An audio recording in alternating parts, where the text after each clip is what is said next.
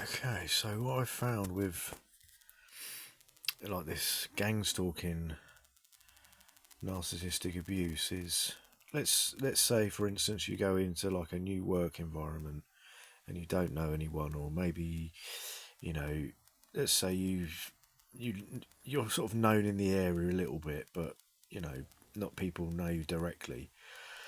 Um, Initially, maybe the first few months, you know, everything will be normal. You know, the relationships will be fine, polite, friendly.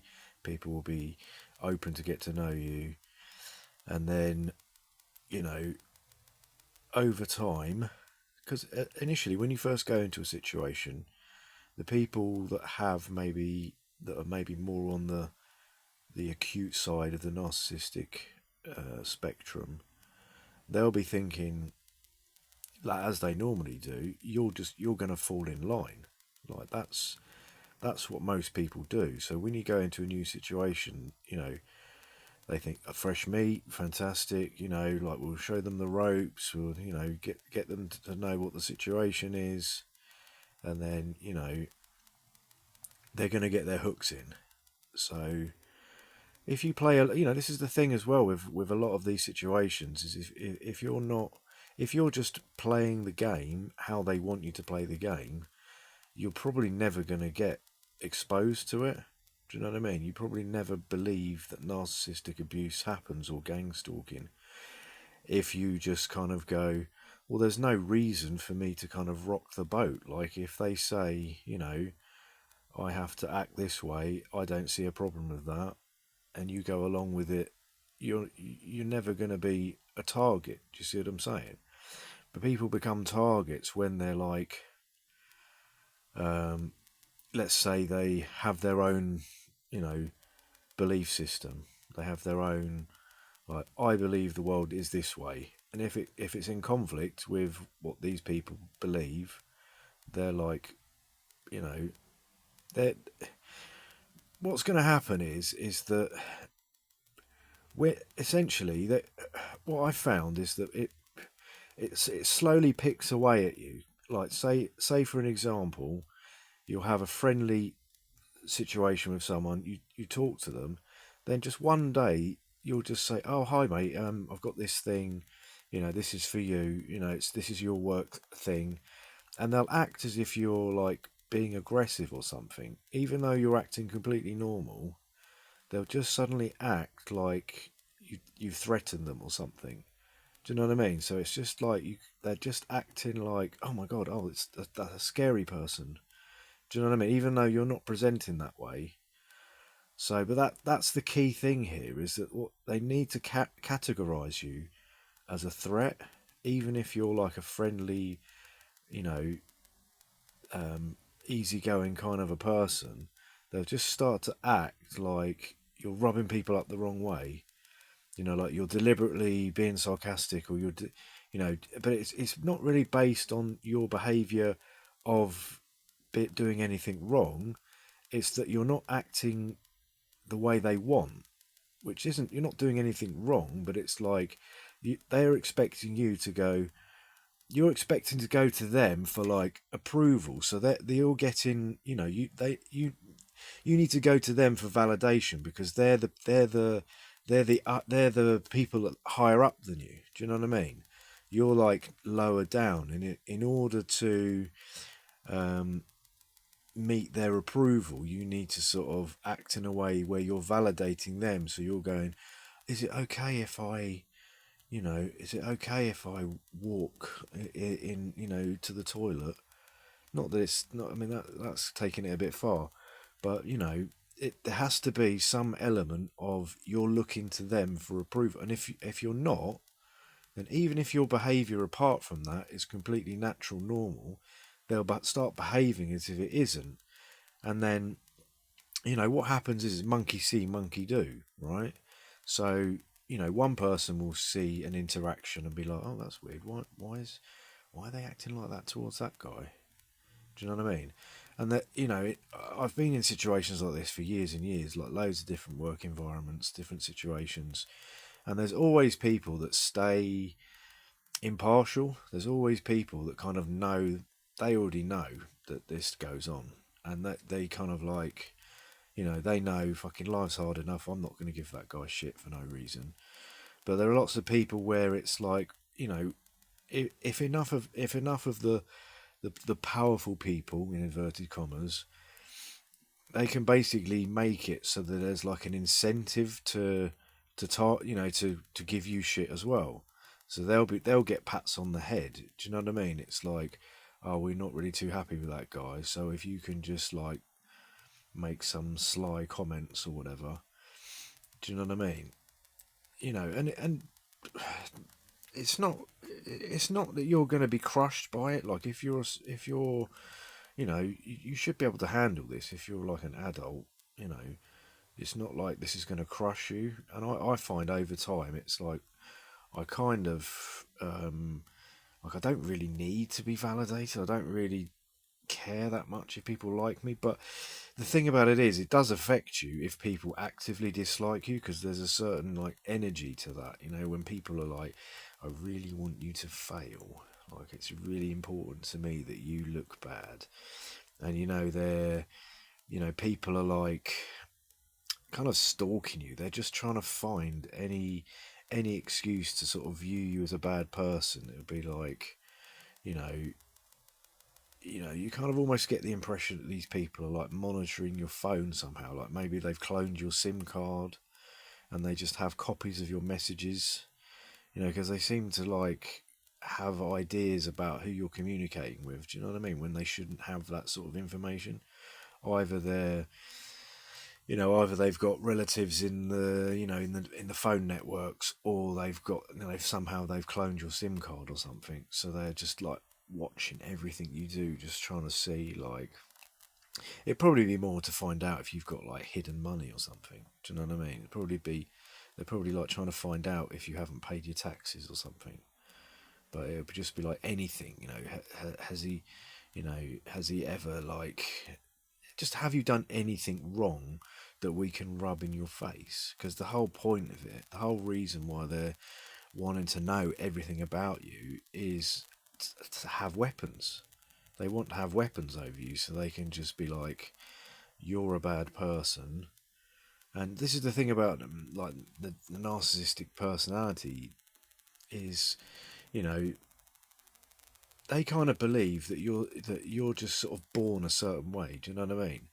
Like any characteristic that you have is like a genetic thing. So like if you have big breasts, it's like you didn't earn that. You just have big breasts because of your genetics.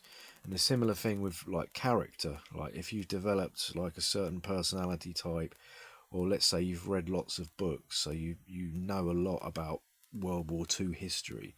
To them, to someone who's narcissistic, they'll be like, no, that you were born with that. Do you know what I mean? You didn't earn that knowledge. Do you know what I mean? So they kind of believe that you're just like set. How you are is just how you were born. So if you have a certain characteristic, that's in their mind, like you haven't earned that. So they believe that you've got that unfairly. Do you know what I mean? Like, so in a way, you've stolen it from them. So a narcissistic person, or someone with a very large amount of narcissism, will believe, let's say someone who has a good character or is very intelligent, they'll kind of believe that you've stolen that from them. Like, or it was given to you unfairly. So it's maybe not directly stolen, but like you didn't get that fairly. Do you know what I mean?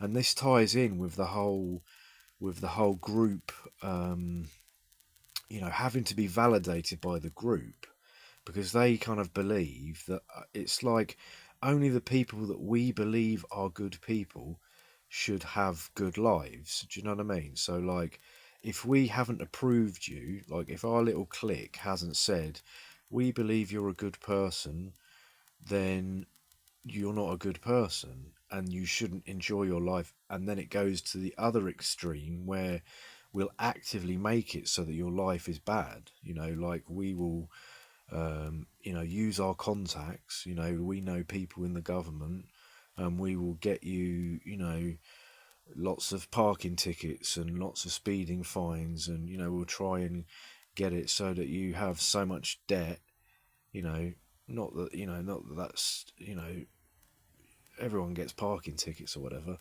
but there's a difference between the odd occasional parking ticket and when you get three or four on the same day come through your letterbox, you know. So yeah, it can get to the point. Like, this is the thing as well. It's like it tie. You got to think of it as well. Of like,